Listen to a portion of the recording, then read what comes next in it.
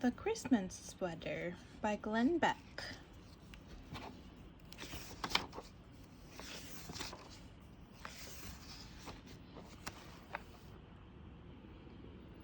On Christmas Eve, Eddie shook his snow globe one last time and placed it on the dresser beside his bed.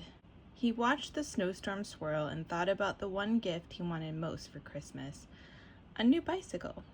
As the final snowflakes drifted away, he heard a soft knock at his door. Eddie turned and saw his grandfather tiptoeing into the room. He was wearing his favorite fluffy red hat, a hat that used to make Eddie think his grandfather was Santa Claus himself. "What did you find, Grandpa? Am I getting the bike I want?" he asked.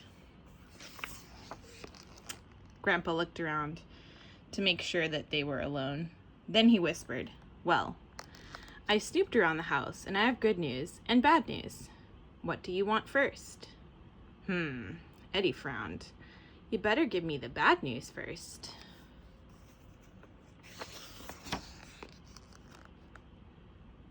Grandpa cleared his throat. "The bad news is that I didn't find a bike." Eddie's heart sank. He knew that children don't always get what they want for Christmas, but he'd tried to be extra good all year long. "Don't I deserve a bike?" he thought to himself. Eddie's head fell back onto his pillow. He looked up at the stars on his ceiling and mumbled, "So what's the good news?" Ah, yes. Grandpa's eyes lit up. "The good news is that you're getting a Christmas sweater." Huh? Eddie sat up in disbelief. A Christmas sweater? That's the good news? A boring, useless, itchy sweater? I don't want any sweater, but especially not a Christmas sweater. Shh! Grandpa hushed him. "Eddie, sometimes a sweater isn't just a sweater. I still remember the year my mother knitted one for me. It brought me magic for years and years. Still does. See, when a gift is made by hand, all of that person's love is captured in it. Once they give it to you, that love turns into Christmas magic." Eddie's thoughts began to drift away as his grandpa's words became softer and softer. When Eddie opened his eyes, his grandfather was gone, and so was his bedroom. He was in a beautiful forest, sparkling with a fresh blanket of Christmas snow.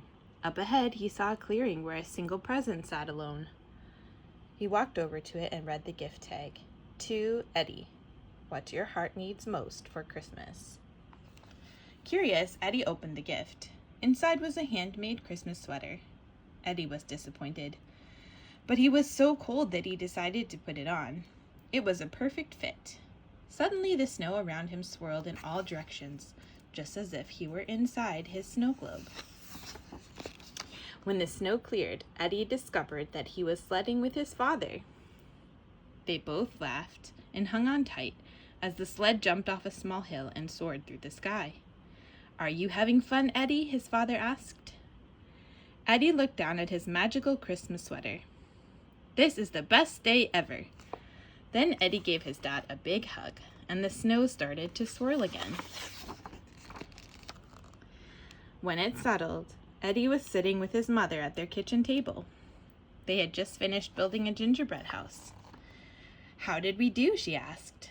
Eddie licked some frosting from his fingers and said, "We're a great team, Mom." He thought about the Christmas sweater he was wearing.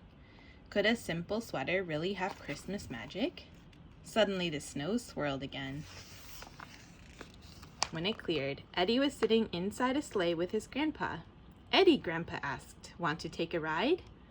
"Sure," Eddie cheered. "Do I need anything?" Grandpa hugged him tight and said, "You've got your Christmas sweater. Looks like you have everything you'll ever need."